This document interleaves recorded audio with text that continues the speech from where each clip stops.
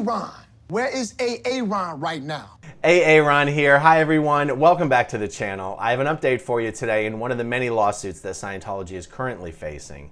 Scientology is facing 3 civil lawsuits in addition to the criminal action that is ongoing against Danny Masterson, and that will very much involve Scientology. What these lawsuits all have in common is the complete inhumane treatment of Scientology staff and Sea Org members, and the non-stop harassment of members who leave and speak out about such abuse. And speaking of harassment, if you know anything about Scientology, then you know how far Scientology will go to track down and harass their online critics. Scientology does this by, among other things, tracking your IP address and using it to find out where you are and who you are. If you're watching this channel, you're probably going down some other Scientology rabbit holes on the internet. Protect yourself with Atlas VPN. That's right, folks, we finally have a real sponsor. No more fake sponsors. This thing about Scientology using IP addresses to harass people, this is not theoretical, folks. This is what they did to me. Don't let this happen to you. Atlas VPN is a virtual private network that sends all of your internet traffic through a protected, encrypted tunnel. It protects you from spying, Wi-Fi intrusions, and David Miscavige's goons. With a single Atlas VPN subscription, you can protect unlimited devices,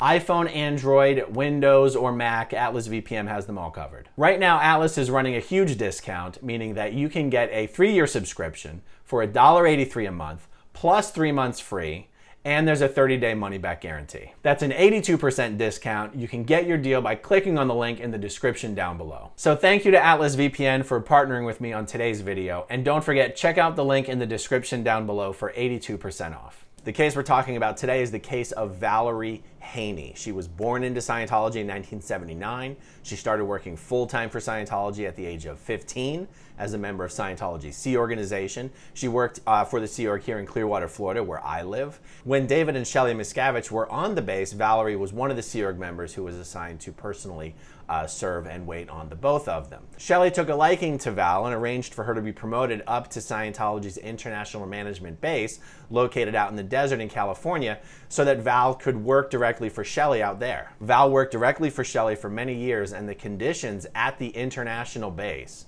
became so abusive and horrific that in 2017, Val escaped from the base by hiding in the trunk of a car of an actor, a non-Scientologist actor, who had been on the base shooting a film for Scientology. After Val's escape from the international base and after Val left Scientology altogether, Leah Remini hired Val to work for her as her personal assistant. Valerie's story can be seen on Netflix on episode 1, season 3 of the program Scientology in the Aftermath. Valerie sued Scientology over what she experienced and was subjected to at the INT base. Val's lawsuit has hit a wall because of the internal arbitration agreements that all Scientologists sign.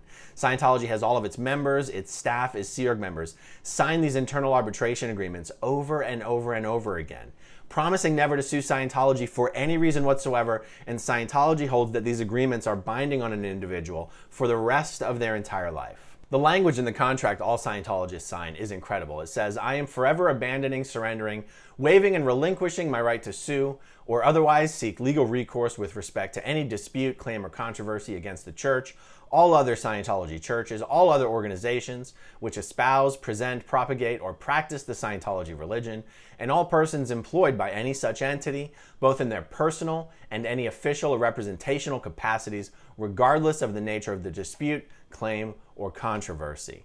And Scientologists, Scientology members and Scientology staff, they don't just sign this contract once. They sign this contract every single time they start a new Scientology course. I did a video a few days ago about how Danny Masterson's, his victims in the criminal case that's ongoing, they sued Scientology for harassment that they've been subjected to since coming forward about what Danny did to them. And a judge in California ruled that those arbitration agreements those members signed were not valid in that lawsuit because those individuals are suing over things that happened to them after they left Scientology. Unfortunately, Val's lawsuit pertains to things that happened while Val was still in Scientology. So a judge has ruled that in Val's case, she has to subject herself to Scientology's internal arbitration process, which is a complete sham. So Val is currently, although reluctantly, cooperating with this process that Scientology has invented. You know, I said these arbitrations are a sham, not just because they're not fair, because the whole arbitration thing was just invented by Scientology executives a few decades ago to prevent Scientology from being sued. In fact, in a separate lawsuit a few years ago, Scientology literally had to admit that in the entire history of Scientology, they had never actually conducted an internal arbitration. And they also had to admit that there was no instructions on how these things were to be conducted. So in that case a few years ago, essentially during the trial, the judge and the attorneys for both sides came up with a procedure that would be used, which is that the person suing Scientology would pick one Scientologist in good standing to serve as one of the arbitrators. Scientology would pick another Scientologist in good standing, and then those two people would select a third. You'll notice all of the arbitrators have to be a Scientologist in good standing. The reason this is a problem is that anyone suing Scientology is by definition, in the eyes of Scientology, a suppressive person. And here's what L. Ron Hubbard had to say about how Scientology and Scientologists are to treat anyone who has been declared a suppressive person. L. Ron Hubbard said in the policy letter penalties for lower conditions, enemy is one of Scientology's lower conditions. Someone who is an enemy gets an SP order that's declaring them a suppressive person. They are declared fair game. They may be deprived of property or injured by any means by any Scientologist without any discipline of the Scientologist, may be tricked, sued or lied to or destroyed. It is literally Scientology policy to take advantage of any opportunity that presents itself to destroy a suppressive person by any means necessary. To have a panel, to have an arbitration, an internal arbitration that is supposed to be fair and balanced and unbiased, to have a panel staffed only of Scientologists in good standing, addressing grievances being brought by someone Scientology says is a suppressive person, to call that a sham is putting it very lightly. It's an egregious miscarriage of justice, and the fact that the courts are allowing people Scientology considers to be an enemy to be forced into internal arbitration, it is so disgusting that Scientology is able to abuse our legal system in this way, and that so many courts and judges have been complicit in this. So Val is cooperating. She has no choice but to cooperate. So she's cooperating, reluctantly cooperating. And so the first arbitrator, the first Scientologist that she proposed she would want to have to serve on the arbitration was actress and Scientologist Elizabeth Moss. And Scientology came back and said Elizabeth has declined. So Valerie has come back with a new filing saying, fine, I want Tom Cruise to serve as an arbitrator. And if Tom is not available, then I want Shelly Miscavige to serve as an arbitrator. So let me share with you what was reported on this morning at the Underground Bunker blog. It says, Valerie Haney names Tom Cruise for arbitrator and Shelly Miscavige if Tom is busy. Scientology's International Justice Chief, a Sea Org official named Mike Ellis, informed Valerie Haney last week that her choice of arbitrator, actress Elizabeth Moss, has declined to serve. So now Valerie has mailed in her new nomination. It's Tom Cruise. And to expedite matters, she also listed Shelly Miscavige in case Cruise, like Moss, turns her down. Valerie, a former Sea Org worker who escaped from Scientology's secretive Int base in 2016, by hiding in the trunk of a car, filed suit against the church in June 2019, alleging that she had been held against her will as an employee at the base, and also that she had endured years of intimidation, harassment, and libel once she decided to speak out about her experiences. Scientology successfully derailed Val's lawsuit when it convinced LA Superior Court Judge Richard Burge in 2020 that while she was an employee and when she exited her job, she had signed contracts which obliged her not to sue Scientology in a civil court, but instead to take any grievance to Scientology's own internal brand of arbitration. So on July 1st, she submitted a letter to Scientology formally asking the arbitration process to begin. In that July 1st letter, Valerie, who has made it clear that she objects to the entire process, selected as her proposed arbitrator Scientologist actress Elizabeth Moss. Last week, Ellis finally responded, telling her in a letter that the arbitrator you designated to hear and resolve your claims in Scientology religious arbitration declined the nomination to serve as an arbitrator. In other words, Ellis was claiming that Moss was actually informed of Valerie's choice, but turned it down, and Ellis added that Valerie had 15 days to reply with another nomination. I, Miss Valerie Haney, select Tom Cruise as my second choice of arbitrator. In the event that Mr. Cruise also declines to act as an arbitrator, I, Miss Valerie Haney, select Shelly Miscavige as my third option choice to expedite this process. Now, this is interesting, and this might have been a strategic error on the part of Mike Ellis, although he may not have had any choice. I think many people expected Mike to come back and simply refuse to even consider Elizabeth Moss and to sort of, imply that they wouldn't even ask her.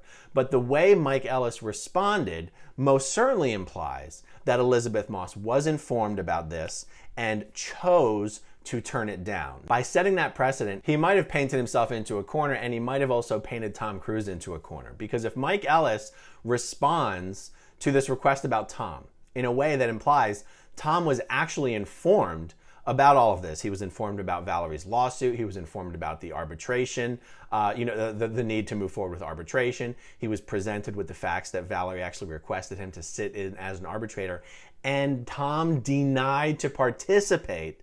Then that means Tom will not be able to in the future claim ignorance of any of these things. Valerie having worked directly for Shelly and David Miscavige, and David Miscavige being Tom Cruise's best friend.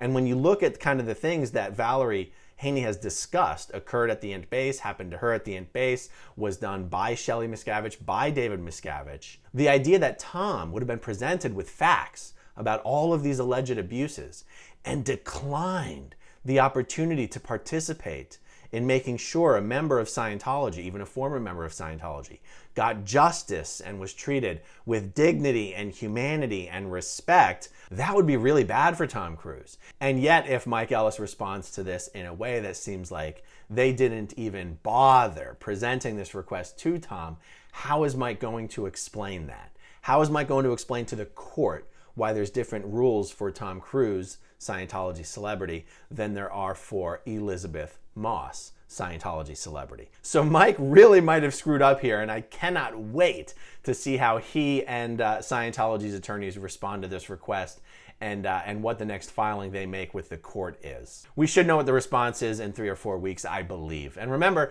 this is only one of 3 civil cases that are going on.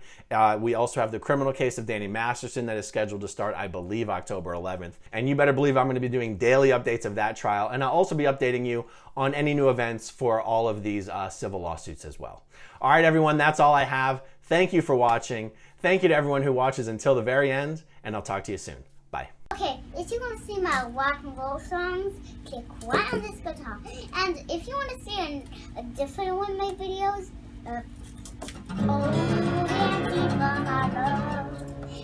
then you could click right inside here. If you have subscribed or not, subscribe right here. Bye.